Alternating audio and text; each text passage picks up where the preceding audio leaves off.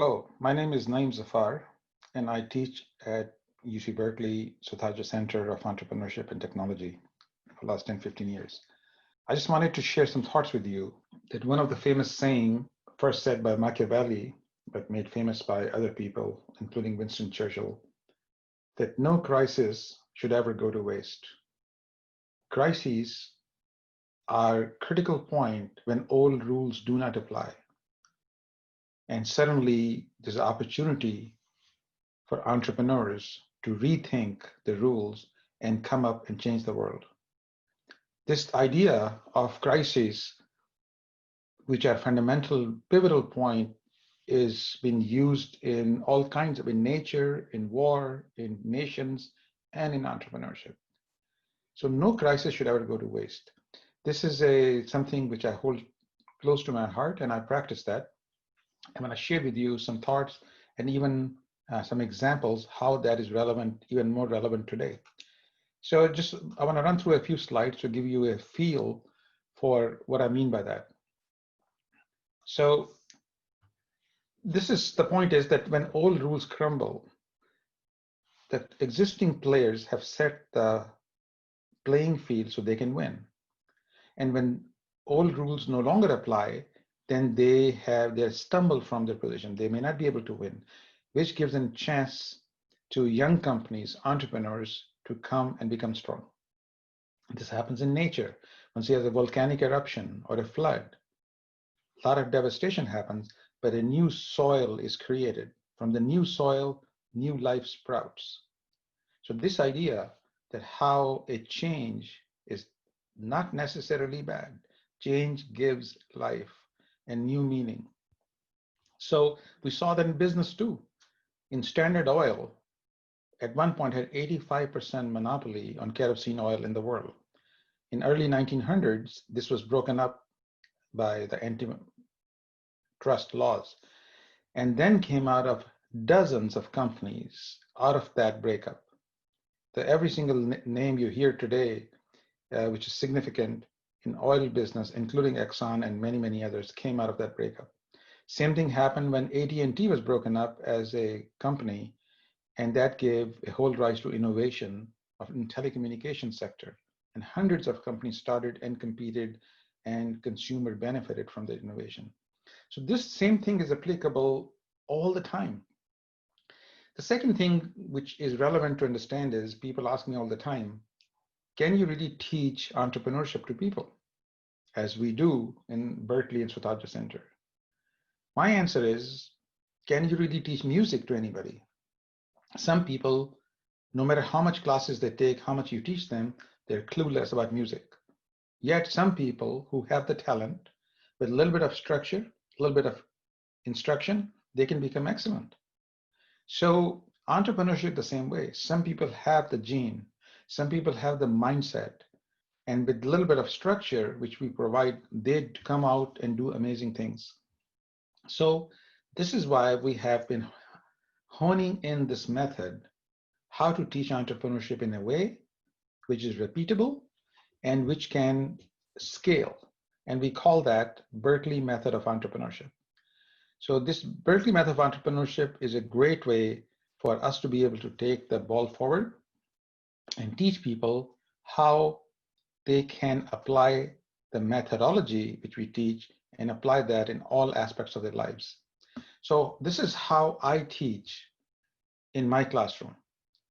So in my classroom, it's not that I'm giving a lecture on how to do an entrepreneurship, but it is a combination of multiple things which happen all at the same time. So for example, in the classroom, of course, there's a lecture, and we talk about the fundamental theory, how to build a financial model, how to do market research, how to put together the material you want to present to the investors. But we also have 4 to 5 experienced investors or executive entrepreneurs who have started companies as part of the classroom. These are class mentors. And these 4 or 5 individuals, highly accomplished, will be available throughout the semester. They often come to the class, sit in the back, and they adopt 2 or 3 teams, which they mentor, like a board of directors would do to a young CEO. So they have seen the movie before. They know how investors work. The purpose of the class is to work in teams of 3 or 4 and take an idea which you think has potential, do the necessary stages, market research, as well as building the financial model, building a go-to-market strategy. Your final exam is a presentation to a panel of investors. So it's a real life scenario. So the way we teach that is we have case discussion in which a scenario is posed and class engages in a discussion. What would we do if this situation existed? Then we also have uh, a project which you undertake. So that's experiential learning. We also have guest speakers. We have 6 to 8 people who come and speak to the students about their own journey, their own experience. So we are combining these 4 or 5 methods together to induce you the process and method of entrepreneurship, which is different than most of the schools who teach it. So our Berkeley method of entrepreneurship is very much about how do we make you experience. The whole point of this thing is to rearrange the furniture in your mind. By rearranging the furniture in your mind, we are able to create a way for you to learn about entrepreneurship, which is very deep and lasting.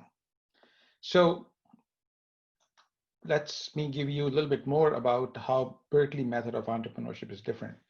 So it's all about not teaching you some theory, but changing your mindset, the way you approach a problem. So this means you have a lifelong energy and curiosity about how can I connect the dots? How do I see things when others see a wall, I see an opportunity? Can I then exploit that opportunity to what resources I need to make it a compelling solution?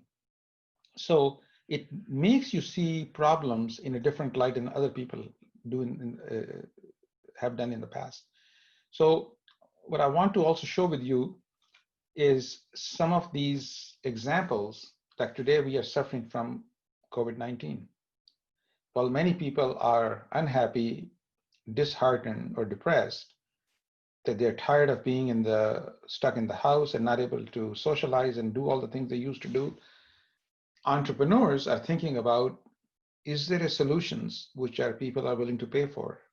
And that is changing the way we live and work. Even if the vaccines are found and this problem goes away, the whole mindset has shifted and there will be a new normal. So I want to show you some example of how entrepreneurs and how I'm looking at this problem and imagining various ways that this could be taken advantage of and deliver solutions when people are looking for those needs. So this is an exciting time. This is the crisis which can then be used in a way to benefit humanity and people. For example, the office, the way we know it, is going to change. You notice in this office, there's a different layout. You see the black circles, they are indicating the 6-foot social distance. So then people are separated. Also plexiglass is used in the office. When you can see in the classroom here, the plexiglass will be separating students sitting close to each other. The whole air conditioning systems will have to be changed with better filtration and taking out the airborne particles. This is maybe the classroom of tomorrow. Classroom of the tomorrow still has a professor, still has the blackboard, but may have other sophisticated screen sharing mechanism when you can engage in a conversation, in a dialogue, and rethink how we teach people. So there are new modalities of things which are coming out of because of this current crisis. So this thing will impact education all the way from elementary school to universities. They will become commonplace when you'll be able to engage with people on a screen. Now, interesting thing is our students for the last 10, 15 years have been so much addicted to the screen, to them, this is normal. That's how they socialize and talk to their friends in a large part. So this will be easier for them to get used to than for many people who are in the older generation. This is an example how you may be serving coffee in a coffee shop while practicing social distancing. So you notice here that you're not that close to the customer, you're 6 feet apart, and you use this simple pulley and a little movable basket to transact the business. Very simple, very old-fashioned, but very effective. So these are some of the things which entrepreneurs think of. This is not complicated. It does not take an invention to do this. Maybe the restaurants will be configured slightly differently, avoiding the airborne particles which can transmit the disease. Here's another example of a restaurant. So restaurants are already rethinking and they're creating these little pods, and some entrepreneurs has come up with them and have convinced the restaurant to deploy them. So better circulation, outside dining, when you're not accumulating the air particles, but able to use outside circulation. But this also a technical innovation. The contactless payment methods are coming out. So these are the methods which are allow you to completely have contactless payment. This was existing before, called near field communication, or NFC, but now it's taking to a new height and becoming prevalent. So this is the kind of example when we are changing the new normal and entrepreneurs are taking advantage of it. Now, Amazon had this technology for a long time, for a few years, called Amazon Go. And they have been experimenting with it, that can you do a total cashier-less transaction? And now with COVID-19, this is gaining a lot of momentum because there's no cashier to transact. The moment you enter, you grab something, it knows from your smartphone who you are, automatically links to your Amazon Prime account, and then you can walk out. And now what Amazon is doing is they're giving it and licensing it to other merchants. So this is the first in airport. Airport is a perfect example. You may be in a hurry, you don't want to stay in a long line, your plane is leaving, you literally grab and walk out. And they're calling it just walk out technology. So this integration of several pieces, but this will be prevalent, and you will see many other places when technology like that will be used. And this will become a wave of the future. It's faster, it's convenient, it's less expensive, because you don't have to now pay for cashiers on every register. This becomes much more automated. Even the airline industry is trying to rethink how is the seating arrangement is going to work. It's still early stages. This has not been fully deployed, but we can see this coming. So intelligently designed seating arrangement, giving you more isolation and more space. So if somebody was interested in plexiglass factory, looks like they're going to be doing quite well. So this is another example of how procedures will change. How do you provide services in an airline is going to be different. There'll be opportunity to create new packaging, new way to deliver these services, maybe from home, yeah, grab and fly kits. Gyms, that's a perfect example. When you're sweating, you're generating lots of particles. Other people may be able to breathe it. So now they're creating these pods and isolating people with better air conditioning, better way of circulating the air, and better filtration. Other technology which is also relevant is contactless artificial intelligence-based retail management. So this robot from a company called Bossa Nova walks around and scans what's on the shelf. It takes a picture, it connects with the database, uses artificial intelligence. So this means that with 94% accuracy, within 90 seconds, you can scan 60 linear feet. So companies like Walmart are using it. When at night, the robot walk around, you have an accurate idea of what was sold, what's there. This used to take days. People used to shut down the store to take the inventory. Now it's been automated. So this is an example of when you have short on labor and you have to accommodate what kind of innovation can take place. The delivery of food will also become contactless. These companies are already practicing in Berkeley. When your little pods are moving around, they have signal, they automatically navigate themselves to destination and deliver the groceries. This will become commonplace. This is also going to be a big boon to the IT companies, because for law and order, it is much less expensive to have a robot patrolling the street, sending data, taking pictures than humans. There's a lot of discussion about how police is not the solution to all the problems, and sometimes end up in confrontation when one could be avoided. Perhaps a smart robot can still do the surveillance, still collect the data, and focus the police when they really are needed. So there are new opportunities coming from the crisis. Again, when the COVID-19, when you're traveling, who is feeling sick? Can we isolate these people as they walk into the building at the airport or every company? So the new technologies are coming out which can take the temperature remotely, automatically, signal out the people who should be tagged and should be addressed.